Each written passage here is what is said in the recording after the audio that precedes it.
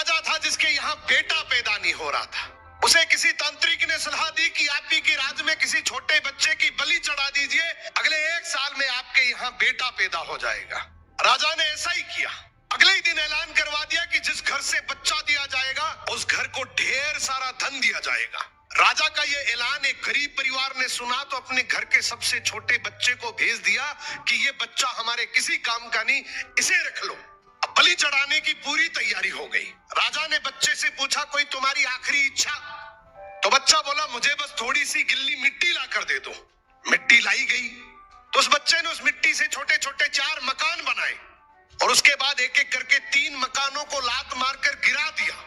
एक को रहने दिया और उसके सामने हाथ जोड़कर दुआ की और राजा को बोला, अब मेरी बलि चढ़ा दो। ये देखकर राजा को बड़ा अजीब लगा। वो डर सा गया कि शायद बच्चे ने कोई तंत्र विद्या की हो।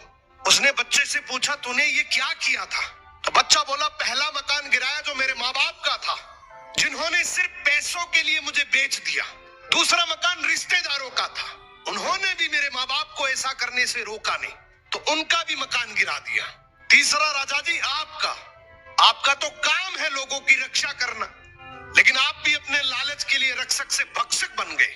आपने तो अपने लालच के लिए मेरी जिंदगी खत्म करने की सोच ली, तो मैंने आपका भी महल गिरा दिया। और ये चौथा मेरे भगवान का घर है, उसके सामने मैंने हाथ जोड़कर कह दिया कि अब सब तू संभाल लेना।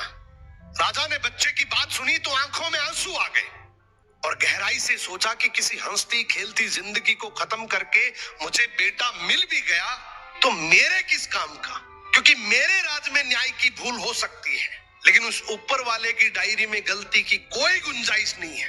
राजा ने रोते हुए बच्चे को गले लगा लिया और बोला, आज से तू ही मेरा बेटा है। इस कहानी का मतलब है कि दुनिया के सामने झुकने से कुछ नहीं होगा, क्योंकि दुनिया अपने मतलब के लिए कुछ भी कर सकती है। झुकना है तो उस भगवान के सामने, जिसके सामने झुकने से तुम्हारा कोई कुछ नहीं बिगाड़ सकता। समर्पण करना है तो उस परमपिता परमेश्वर को करो।